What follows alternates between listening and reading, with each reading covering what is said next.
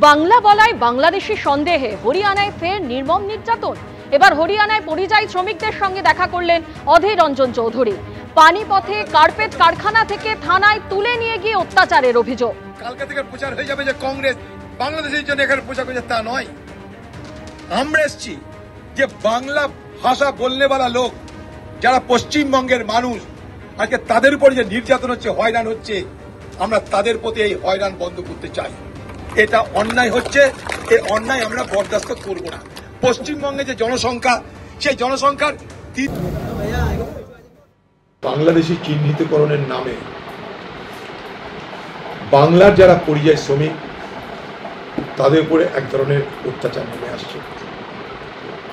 ভয় ভীতি দেখানো হচ্ছে এবং বাইরের যে সমস্ত রাজ্য, সেই সমস্ত রাজ্য যেগুলো বিজেপি শাসিত রাজ্য, সেই বিজেপি শাসিত রাজ্যতে আমরা এই ঘটনা অত্যাধিক পরিমাণে দেখতে পাচ্ছি।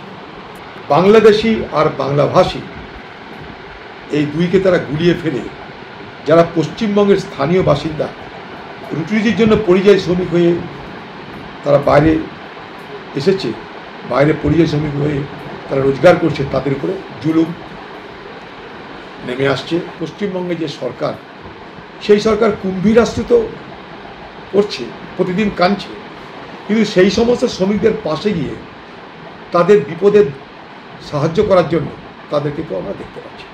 সারা পশ্চিমবঙ্গের হাজার হাজার লক্ষ লক্ষ মানুষের উপরে এই অত্যাচার নেমে আসছে, তখন আমরা মনে করছি আমাদের তাদের পাশে দাঁড়ানো দরকার। সেই সুবাদে আমরা আজকে হরিয়ানার পানিপথে এসেছি।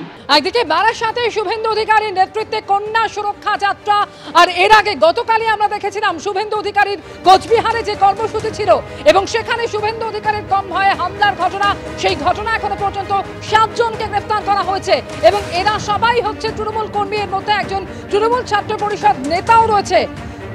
এই ঘটনায় উদয়ন গুহ এবং তৃণমূলের জেলা সভাপতি সহ 41 জনের বিরুদ্ধে কোচবিহার জেলা পুলিশ সুপারের কাছে অভিযোগ জানিয়েছেন শুভেন্দু অধিকারী। ইমেল মারফত অভিযোগ করেছেন শুভেন্দু অধিকারী।